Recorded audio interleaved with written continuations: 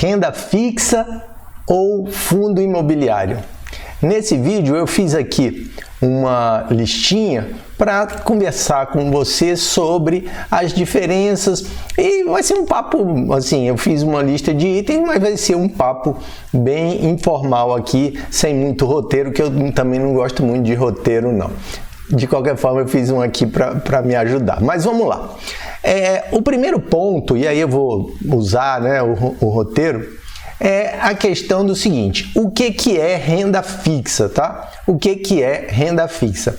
A renda fixa é uma operação na qual os parâmetros são definidos na hora da contratação. Então você tem todos os parâmetros definidos na hora da contratação. Aí você tem as operações pré-fixadas, você tem as operações pós-fixadas e você tem as operações pré mais pós-fixadas, tá? Então existe uma junção das duas. Se você não conhece direito essa questão de pré, pós e tal, eu vou deixar aqui na descrição um link para o meu curso básico de investimentos. Ele é gratuito, você se inscreve aí e vai ter essa visão geral.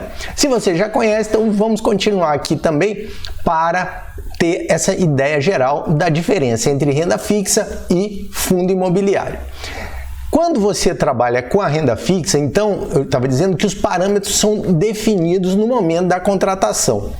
Passado esse momento, certo? Já na renda variável, você não tem... Sim, e um detalhezinho que eu até esqueci de comentar aqui, a renda fixa, ela tem uma característica de dívida. E o que quer dizer essa característica de dívida? É que você está emprestando o dinheiro para alguém. Vou dar vários exemplos aqui. Quando você faz uma LCA, uma LCI, um CDB, inclusive quando você aplica o seu recurso na poupança, você está emprestando o seu dinheiro para o banco. Em todos esses exemplos que eu dei aqui para você, você está emprestando o seu dinheiro para o banco.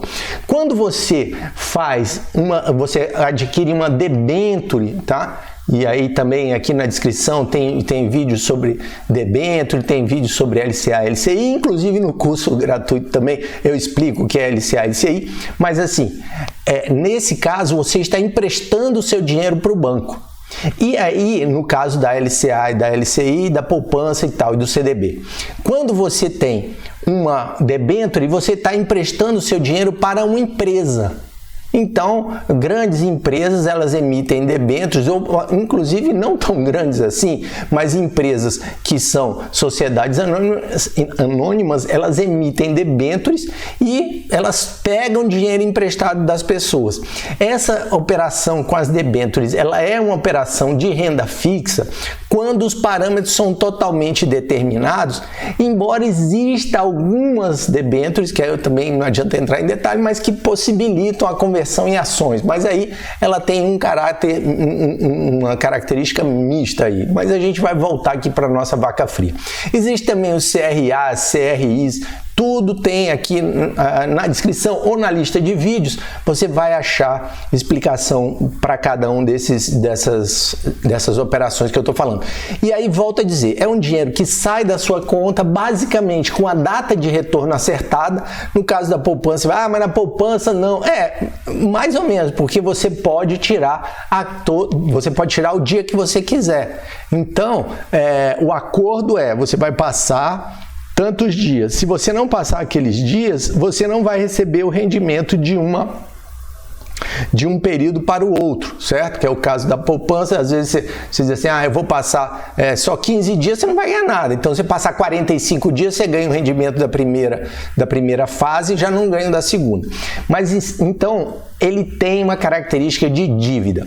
Quando você vai para a renda variável, certo? Não há compromisso com o resultado, tá certo? Não tem compromisso com o resultado. E a característica aqui é de empreendimento. Ora, o que é um empreendimento? Quando você monta uma lojinha, não há nenhum compromisso quando você vai lá, registra a lojinha lá na junta comercial, pega lá a autorização, os alvarás de funcionamento N que existe por aí, Isso aí não existe nenhum compromisso de ninguém com relação a quanto você vai ganhar com aquela lojinha.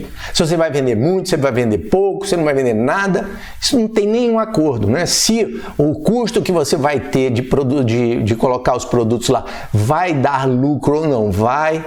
Então, esse compromisso de resultado ele não existe na renda variável.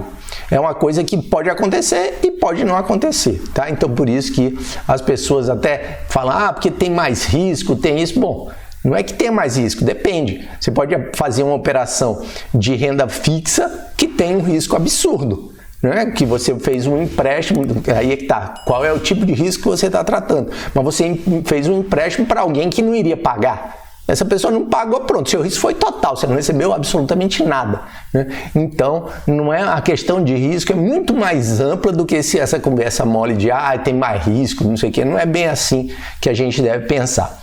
Um detalhe que pouca gente se atenta é o seguinte, é que imóvel é renda variável. Por essas razões que estão aqui. Não se sabe se e por quanto poderá alugar. Você comprou um imóvel, estou supondo aqui que você comprou um imóvel para fazer um aluguel e você não sabe se você vai alugar e muito menos por quanto. Aí você, mas eu sei, eu vou botar o preço de, sei lá, R$1.000. Mas e se ninguém se interessar em pagar R$1.000 por aquilo ali? Enquanto você mantiver por R$1.000, você não vai alugar e ponto, acabou-se, né? Então você vai ter que baixar o valor do aluguel ou algum tipo de dar um prazo para o cara não pagar, e aí nesse prazo também é uma espécie de redução de valor, então você não está recebendo os R$1.000. Então esse é um primeiro ponto, você não sabe se nem quanto, né? Não existe compromisso com renovação para sempre, ou seja, você alugou o imóvel, mas o cara pode em determinado momento cancelar o contrato e ir embora e tal, e aí você vai ficar com o imóvel desalugado, pode alugar rapidamente, pode não alugar, né? E não tem nenhum compromisso. Não se sabe o preço pelo qual o imóvel será vendido, o único preço que você sabe é o quanto você está pagando pelo imóvel. Eu tirei do meu bolso X, pronto, você acordou, você tomou a decisão de pegar o seu dinheirinho e passar para o dono do imóvel e pagou X por esse imóvel, pronto, acabou.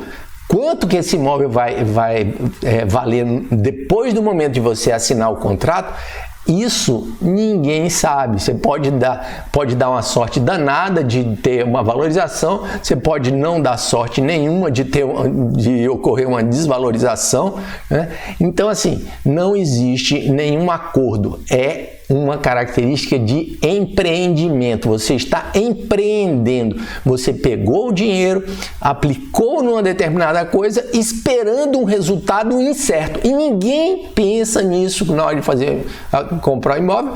E eu não estou aqui dizendo que a aquisição de imóvel é um mau negócio. O que eu estou dizendo aqui é que a forma de pensar, a forma que a gente lida com a aquisição de imóveis e a forma como a gente interpreta os imóveis é uma forma que vem lá na nossa cabeça desde pequeno, o investimento é comprar imóveis e tudo mais. E certamente você vê muita gente que ganhou dinheiro com isso daí, ou enfim, e você tem essa percepção. Mas quando você olha para o ponto individual, você vê que não é tão assim. Outro detalhe aqui é o seguinte, você também não sabe quando poderá ser vendido. Então, você colocou o imóvel para venda, isso tem um nomezinho no mercado, chama liquidez, né? Você colocou o imóvel para venda, pode ser um imóvel que todo mundo esteja atrás, esteja querendo comprar aquele imóvel, pode ser uma coisa que vai ficar ali, né, meses, né, para vender, principalmente dependendo do preço que você colocar.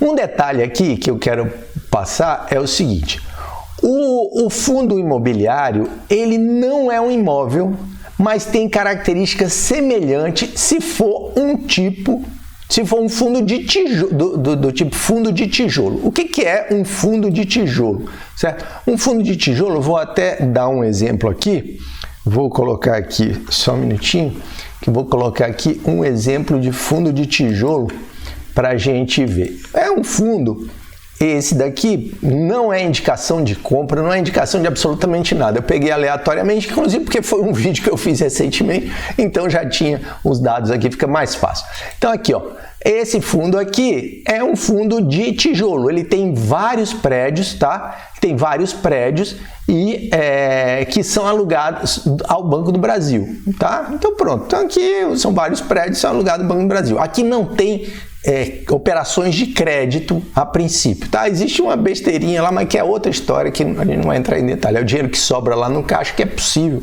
fazer alguma coisa assim. Mas voltando para o nosso tema. Então, um fundo de tijolo, ele tem características, certo? Muito semelhantes ao imóvel, porém, ele não é um imóvel, tá? Ele não é um imóvel. Por quê? Porque o imóvel, ele tem uma liquidez bem menor do que isso aí. Você, por exemplo, para comprar um imóvel, você tem que comprar o imóvel todo. Aqui são inúmeros imóveis, ou às vezes é um só, no fundo de tijolo, às vezes é só um imóvel. E esse imóvel, você não teria como comprar o imóvel de uma vez só. Imagine um shopping. Tem um shopping, você não tem como comprar um shopping de uma vez só, lógico, se você tem muito dinheiro, tudo bem, mas em geral não é uma coisa que está acessível às pessoas da classe média. Você vai comprar lá um pedaço desse imóvel por meio de um fundo. E aí, quando você usa esse fundo para comprar, ele dá uma característica diferente do imóvel, né? E outros detalhes, como a variação do preço. E aí eu tenho um vídeo aqui explicando como é que funcionam os fundos imobiliários, que dá para você ter. Eu faço uma comparação entre fundo e imóvel mais a fundo, né? Por outro lado, existe no mercado os chamados fundos de papel. São fundos imobiliários que são chamados fundos de papel. Por quê? Porque eles são fundos imobiliários, chamados imobiliários, porque eles têm autorização para comprar dívidas, certo? Comprar dívidas de transações relacionadas a imóveis. Não só, por exemplo, quando um construtor ou uma incorporadora resolve vender os imóveis e tem lá não sei quantas parcelas mensais para receber dos seus adquirentes lá. Isso aí é uma transação relativa a imóvel. Tranquilo. Mas vamos pensar numa outra coisa. Tem uma construtora que emite uma dívida, ela toma dinheiro emprestado para construir, ou em determinadas situações, como o dinheiro não é 100% carimbado, ela pode não construir, ela pode usar para outro destino, ela tem um problema de caixa, seja lá o que for e tal. Então, esse recurso, a emissão da dívida, pode ser alocado em um fundo imobiliário de papel. Então, um fundo imobiliário pode pegar essa dívida e emprestar o dinheiro para a corretora, para a construtora. Então, nesse caso, o que a gente fez? A gente meio que saiu da característica de renda variável de um fundo de papel para passar para um fundo de renda fixa, que é um fundo de investimentos que tem na sua carteira títulos de renda fixa. Por que título de renda fixa? Porque tem lá CRA, CRIs, tem debêntures, certo? E isso aí são títulos de renda fixa. O fundo está cheio de papéis lá dentro, mas quais são esses papéis que são renda fixa? Mas ele é classificado como um fundo imobiliário. E esses aí são os que estão dando mais ibope ultimamente, porque eles têm dado uma rentabilidade superior aí em função da contabilização. Lógico, tem toda uma competência na escolha e tal dos investimentos, mas houve uma valorização muito grande, principalmente porque a grande parte desses títulos eles são emitidos referenciados em inflação mais juros, é o chamado pré-pós, né? A história lá do curso. Então, se você ele tem os elementos de pré e de pós, e aí, mas é um título de renda fixa, tá? Bom, uma coisa que também, assim, só um detalhe ainda com relação a essa questão dos fundos imobiliários, que de papel, é que de uma certa forma, você acaba ficando, obviamente, né, não era de se esperar menos do que isso, mas você fica exposto ao segmento imobiliário. Então você está exposto ao segmento imobiliário, principalmente nos fundos de papel, porque você tem uma série de operações feitas com várias empresas do ramo imobiliário, seja ela na geração de dívida, ou seja, juntar um monte de dívida de pequenos compradores ou grandes compradores, dependendo do valor do imóvel, ou dívidas do próprio construtor ou incorporador, certo? O próprio construtor incorporador emite uma dívida e coloca lá, vende essa dívida para o fundo imobiliário. Finalmente, aqui eu quero trazer, esse aqui a gente já falou, que é a ideia do prêmio de risco, tá? Quando a gente fala de prêmio de risco, o que a gente tem que ter em mente é o seguinte: muitas vezes você vai pegar lá um fundo imobiliário que tem uma taxa de retorno elevada, né? Você vai pegar um fundo imobiliário e tem uma taxa de retorno elevada. E aí você vai comparar com um título de renda fixa. Em geral, o que você deve prestar atenção é qual é o indexador que está naquele contrato, né? E comparar com a rentabilidade de um fundo que tenha, de uma operação mais estável, que tenha a mesma taxa. Obviamente, o mercado já elegeu, né?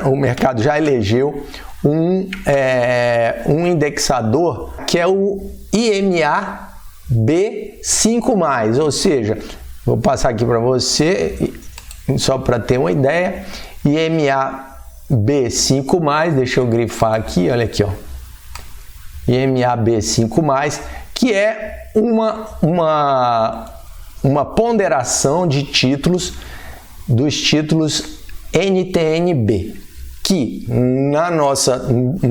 eles têm um nome de fantasia lá no Tesouro Direto. Deixa eu apagar aqui. Eles têm um nome de fantasia no Tesouro Direto só um minutinho. Eles têm um nome de fantasia no Tesouro Direto de Tesouro IPCA+, tá? E por que IMA B5+? Porque são os títulos que têm um vencimento, são indexados em IPCA e que têm um vencimento acima de 5 anos, de igual ou superior a 5 anos, certo? Então, a expectativa é a seguinte: olha, se eu vou fazer uma comparação de um fundo imobiliário, eu vou pegar um título IMA B5+, aliás, eu vou pegar um título, não, vou pegar uma carteira, porque isso aqui é uma cesta de títulos que vencem acima de 5 anos, todos NTN-B, que é o nome de fantasia para o Tesouro IPCA+, e aí vou fazer o que? Vou comparar, né? Vou pegar qual é a taxa média que esses títulos estão pagando e vou comparar com a taxa que o meu título, meu fundo de investimento está pagando. Eu tenho a preferência de usar esse indexador para comparar com um título, mais uma vez, um fundo imobiliário de tijolo.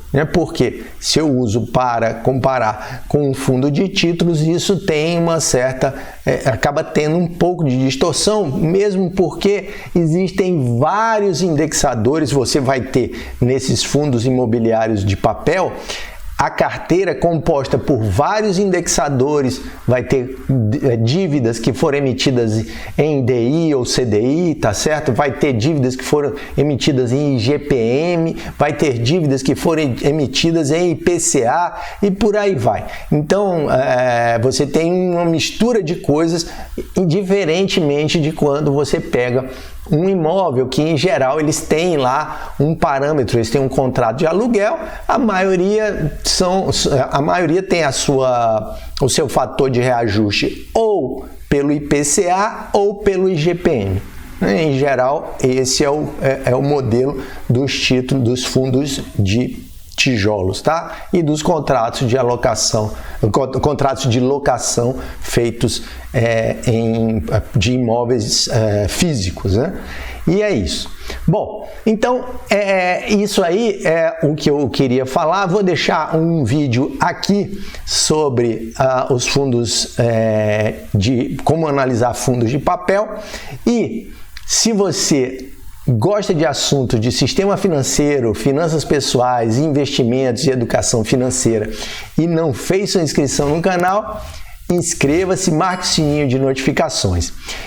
E se você gostou desse vídeo, curte, compartilha, que a gente se encontra no próximo vídeo. Até lá!